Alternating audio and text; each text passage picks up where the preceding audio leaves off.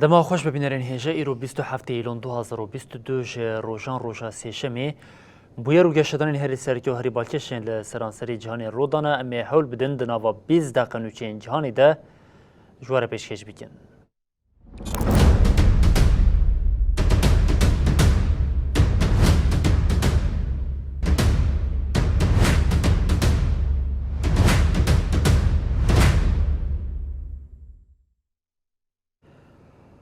سرهلدانا گل آل دیجه رژیم ایرانی خورد به هیزین رژیم ایرانی ده روژا 11 آخوا پیشاندان ده جارکدن ایریشی گرسه انگل کرن لی وان ایریشان نکاری کولان باشرین ایران و روشلاتی کردستان جه خوا پیشاندانان والا بکن حتی نها ده وان ایریشن رژیم ده هریکیم 76 کس هاتنه کشتن دوین آبری ده دادگریا ایرانی دخوازه خوا پیشاندانان لی دادگهین تایبر جی دارزینه.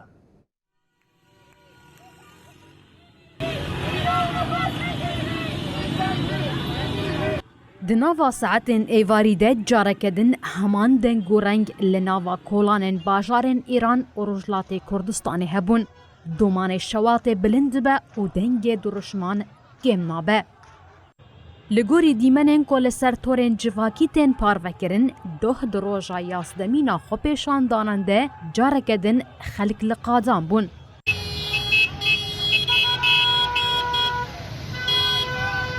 لباجار سنه، مهابات، سردشت، مریوان، دیواندر، قروه، کرمانشان، ارمیه و چند باجارن دن این رجلات کردستانی چالاکی پیک هاتن. هروها اف چند روژن هلیکوپتر و بالافر لسربانه سقز و سند فرن. سردگرتنا مالان و بنچاف کرنا چالاکوانان جی دوامه. چالاکیین کوژن پیشنگی آوه دکن لناوا باجارن ایران جی بلاب دبن. مینا لرجلات کردستانی لباجار طهران، یزدا، مشهد، توریز، بورازجان، بوجنورد، شیراز و هنک باجارن دنین ایرانی خوا پیشاندان و نرازی بون پیک هاتن. هروها هیزین چکدارین ایرانی به آرمانجا چوساندنا خوا پیشاندانان سری لهنک هیزین بیانی دایه. شاهد دبیجن کل باجار مشهد کسین عرب دناوا هیزین چکداری ده هبون. هروها جبر دوام بونا خوا پیشاندانان لهنک باجاران ارتشا ایرانی زاروکین بسیجی جبو چوساندنا خوا پیشاندانان بکارتینه.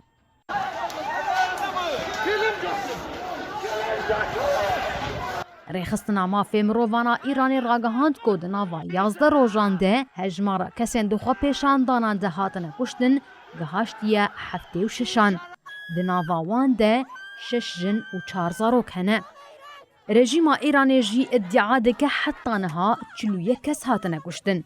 لگوری ریخستنین جواکیین لإیرانی لسردگرتن و خوا پیشاندانان ده ل146 باجاران حتی نها نیزی 8000 کس هاتنه بنچاف کرن. خوا پیشاندیرین کل ایران ده چالاکیان ده هاتنه گرتن ویل دادگهین تایبت بین دارزاندن. لگوری داخویانی سروک عدالتی آل پایتخت تهرانی خوا پیشاندیرین هاتنه بنچاف کرن ویل دادگهین تایبت بین دارزاندن. لگوری آژانسان و چند آتسنیمی دوی دادگری چاوا نیزی تجاوز کارو سوجداران دبه به همان رنگی نیزیوان جی ببه. دیگوتن دادگهین تایبت جی بسر دادگه ها شورش ونه که به دوزین تیکلداری بن پیکرنا اولکاریان نتوی علاقدار دبه و به داینا جزاین گران دی ناس کرن.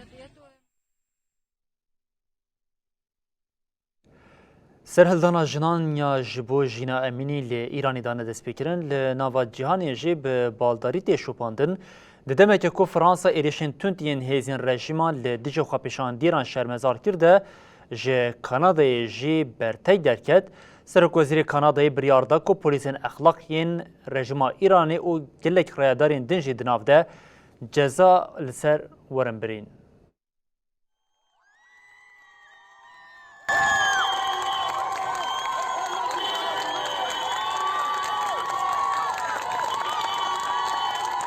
لناوا ایرانی خو پیشاندان جبو جینا امینی یا کو 16 ایلون جالی پولیسن اخلاق و هات کشتن بلاف دبه.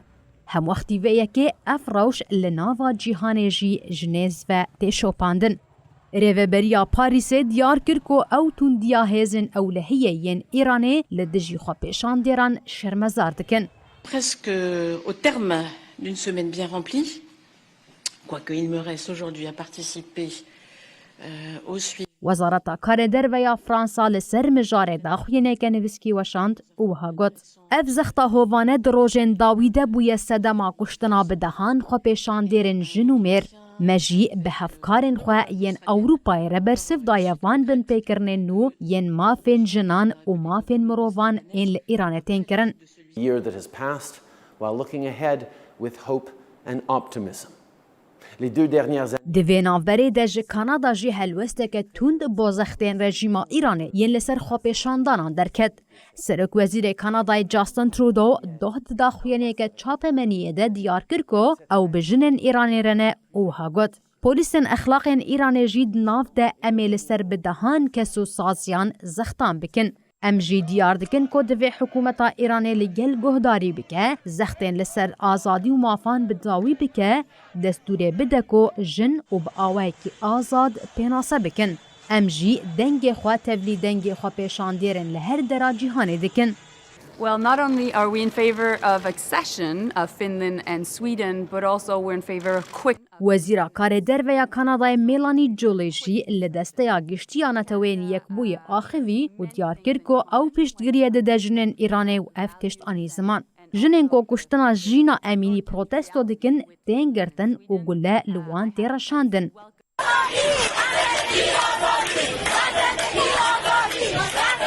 Em cesareta wan silav dikin û ji bo şandina peyameke xurt em tevlî wan dibin mafê jinan, mafê mirovan e.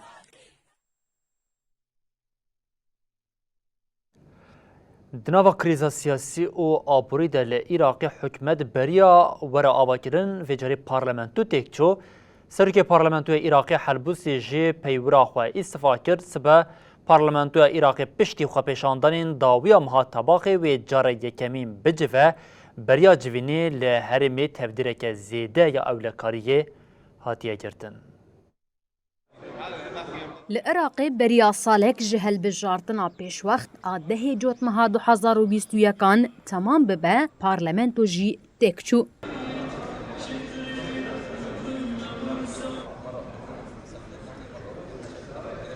Serokê Parlamentoya Iraqê Muhammed Helbûsî yê ku du serdeman li ser hev serokatiya parlamentoyê kiribû, ragihand ku wî ji peywira xwe îstîfa kiriye. Wê Parlamentoya Iraqê sibe kom bibe û îstîfaya Helbûsî bixin deng danê. Li gorî agahiyan ji saetên sibehê ve li ber Parlamentoya Iraqê heta ber Wezareta Plandanînê bend hatine danîn û deriyê wezaretê hatiye girtin.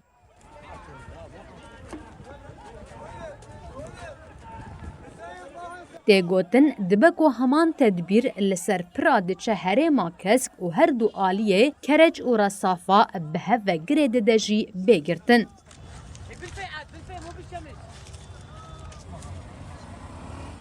Bi tevlîbûna Partiya Demokratîk a Kurdistanê PDK, Yekîtiya Niştîmaniya Kurdistanê yenekê, çarçoveya hem ahengî, hevpeymaniya serweriya Sunne û parlamenterên serbixwe bi navê îdareya dewletê hevpeymaniyek ji bo avakirina hikûmeta Iraqê hate avakirin. Ji bo Serokwezîrtiyê Mihemed Şiyah Sudanî namzetê çarçoveya hem ahengî ye. Piştîbûyerên ji 29 Tebaxê ve wê rûniştina pêşîna parlamentoyê pêk were. Helbûsî yê ku tîfaqeke mezin a tevgera Sedr e di hevsengên siyasî de xwedî rolekî girîng e. Parlamentoyê herî dawî di 23 Tîrmehê de rûniştina xwe kiribû. Piştî alîgirên Muqteda Sedr ketin avahiya parlamentoyê alozî gur bûbû.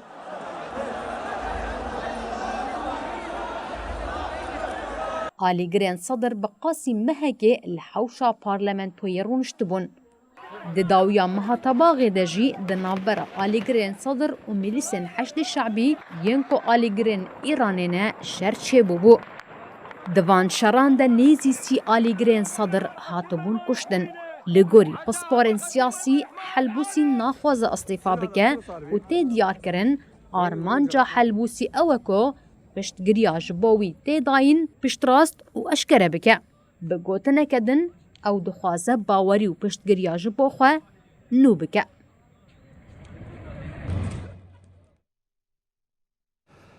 شێرê li Ukrayna ber bi metirsiya wendahiyê ya cîhanê ve diçe di nava demên dawiyê de gevxwarinên çekên nukleerî êdî metirsiyeke zêde daye avakirin herçi qasî wê serketiya çekên nukleerî nebe jî lê dîsan Moskova di nava demên dawiyê de gefên karanîna çekên nukleerî gelek caran dubare kir.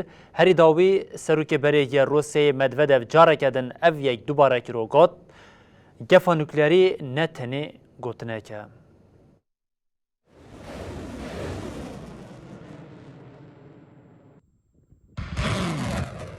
Di meha heştan de êrişa Rûsyaya li ser Ukrayna derbasî metirsiyeke li ser cîhanê dibe. Mosko ya gol Ukrayna têkçûna xwe qebûl nake, di nava rojên dawiyê de gefa çekên nukleerî zêde kiriye. Piştî serokê Rûsya Vladimir Putin vê carê daxuyanî ji heman aliyê Moskoyê ve hate dubare kirin. Почему? По одной простой причине. Serokêberê Rûsyayê Dmitry Medvedev got, eger sînorê me bêne derbaskirin, mafê Rûsyayê heye, goxapçekên nukleerî biparêze heye. Ev yek bêguman ne bilov e. Руководство Украины, как бы мы Alîkarê serokê Konseya Ewlekariyê ya Rûsyayê, Medvedev hişyarî da got mafê Moskoyê heye, got bêyî hişyariyê bersivê bide. конца, или как принято сейчас говорить, Rûsya biriya referanduma got li herêmê Rojhilatê Ukraynayê pêk tîne, êdî wê êrişa li ser van herêman weke êrişeke li dijî xaka welat bigire dest. о тактическом ядерном оружии, 2008-2012 Medvedev dema serokatiya welat dikir weke lîderekî Rojavayî de hat pênasekirin. Lê bi şerê Ukraynayê re gotinê wî yê gevxwarinê zêde bû. Medvedev wiha got, divê ez careke din bibîr bînim. Eger hewce bike mafê Rûsya heye, goçekên nukleerî bikarbîne. самые гарантии. And as you've heard, the statistic about the expected mothers I not Wezîrê Karê Derve yê Amerîkayê Antonio Blinken ragihand, gowan ji Rûsyayê re peyama derbarê çekên nukleerî de biaxive şandin. historic and catastrophic storms. Еще остается значительное количество оппонентов иностранных. Serokê Komîteya Têkiliyên Navnetewî ya Dumaya ya Rûsyayê, Leonid Sulitsky, ji radarên Washingtonê xwest got gefên wan cidî bigirin. Интересно, людей від голоду та цінової кризи. І Україна Serokkomarê Ukraynayê Volodymyr Zelensky got, em gevxwarina Rûsya yên karanîna çekên nukleerî cidî dibînin. Nafikire got serokê Rûsya Putin tenê vê weke gotin dibêje. Міжнародного валютного фонду Şerê li Ukrayna bûye sedema mirina bi 10,000 wêrankirina mezin li hin bajaran û zêdebûna influenza li seranserî cîhanê.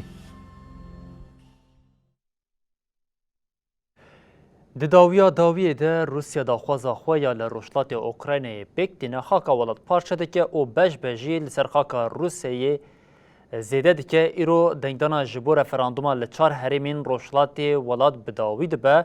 Rojavayî dibêjin ti bingeheka vê referandumê tune ye. Referandumên gojaliya rayedarên alîgirê Kremlênê ve ji bo herêmê Donetsk, Luhansk, Xîrson û Zaporojya yên Rûsyayê ew kontrol kirine di roja dawî de ye. Mosko dixwaze van herêman bi ser xaka welatê xwe vebike. Kiev û hevalbendên wê ji destpêkê ve ev pêngava Rûsya nerewa pênase dikirin û digotin ew ê tu carî vê yekê nas nekin. Di rojên destpêkê yê referandumê de rayedaran li ser çar herêman derî bi derî sindok gerandin da gogel dengê xwe bidin. Поздравляю вас, вы проголосовали. Хорошо. Я распишусь за то, что я тебе дала бюллетень. Îro jî roja dawî ya dengdanê ye. Di dengdanê de wê xuya bike ka gelê herêmê çi qasî dixwazin tevlî Rûsyayê bibin. Di dîmenên li ser medyaya civakî û di çapemeniya Ukrayna û Rûsyayê de hat dîtin, goleşkerên Rûs yên çekdar bi hin rayedaran re ji bo berhevkirina dengan derî bi derî digeriyan.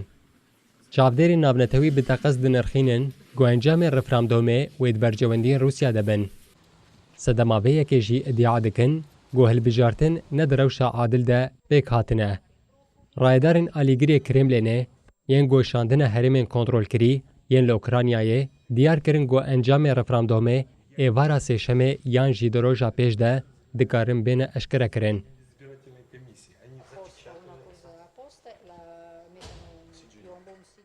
Piştî encama referandumê wê her du meclisên parlamentoya Rûsyayê li ser biryarên ilhaqê deng bidin û pişt re jî biryar ji bo îmzeyê ji masaya Serokê Rûsyayê Vladimir Putin re bêşandin.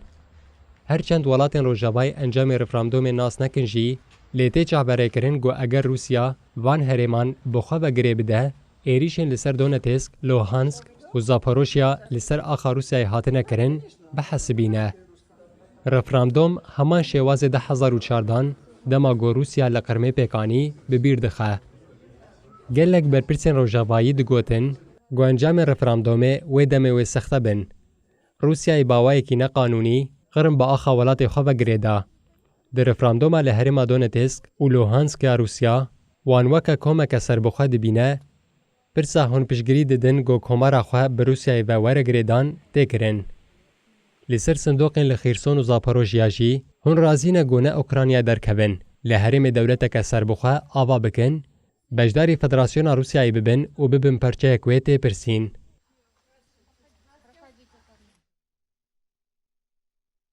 Di demên dawiyê de di navbera Tînowa qirêda alozî zêde dibe li van her du welatan êdî dema hilbijartinê jî nêz bûye. Bi vê yekê re her du welat ji bo hestên nîjadperestiyê yên hin sortir bike ketine tevgerê. Serokê rejima faşîst ya Tirkiye Erdogan careke din gef lê yewnan xwe got, ew ê ji bo parastina giravan hemû derfetên destê wan de bikar bînin, li hemberî vê yekê Amerîkayê ji banga hestiyariyê laliyan kir. Filan bizi bağlamaz. Vakti, saati geldiğinde gereğini yaparız.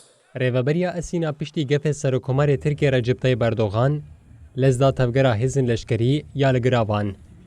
Di nava demên dawiyê de, di navbera Tirkiye û Yunan de tengijîneke zêde heye. Ji ber vê yekê rêveberiya Esîna, maşîneyên zerxiyên ji Amerîkayê girtî, li giravê Medîlî û Sîsan bi cih dike. Ev yek her çi qasî wê demê li pêş çavê Tirkiye de hate kirin jî, lê helwesteke tund derneket. Her got dema hilbijartinê nêz dibe, vê carî şevê rejîma Tirkiye Erdogan, weke bûyer nû rûdaye hestê necatperestiyê sor dike. Erdogan piştî civîna lijneya wezîran a li koşka Serokkomariyê ji gel re axivî. Erdogan yê xwest hestê nîcatperestiyê bilind bike, careke din dest bi gevxwarina Yunan kir û wiha got. Em polîtîkayên cîranê xwe Yunanistanê got bêhna provokasyonê jê tê dişopînin. Em dizanin got mebesta wan a rastî yên got siyasetmedarê Yunan provoka kirine wan li dijî me derdixin. Astankirina bernameya me ya avakirina Tirkiyeke mezin û bihêz e. Peymanên gevxwarinê yê navbera her du welatan di rojeva Wezareta Karê Derve ya Amerîkayê de bû.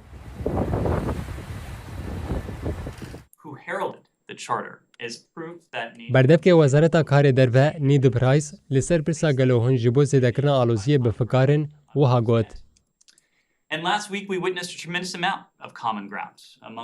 Pêşaniya sereke ya me û hevkariya navnetewî ye, di demekê de got Rûsya welateke serbixwe dagir dike lê keleka hev rawestîne.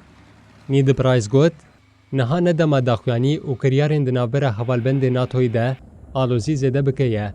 Em hevalbendên xwe yê NATO teşwîq dikin got bi hev re kar bikin da got aramî û ewlehiya herêmê biparêzin.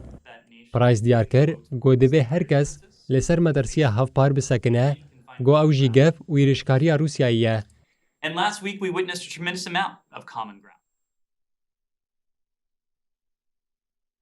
Li Pakistanê baranên ku ji meha hezîranê ve dest pêkirî heta niha bûne sedema mirina 1638 kesî her wiha bandor li bêtirî 33 milyon kes jî hatiye kirin. Li Pakistanê di navbera hezîran û îlonê de bi qasî 5.6 qatan baranên zêde bariya. Ji ber baranê ji çardê hezîranê û heta niha 588 zarok bi kêmanî 1638 kesan jiyana xwe ji dest dan her wiha herî kêm 12,865 kes ji birîndar bûn. Ji ber baran û lêhiyê nêzî 824,000 xanî û 392 pir jî hilweşiyane.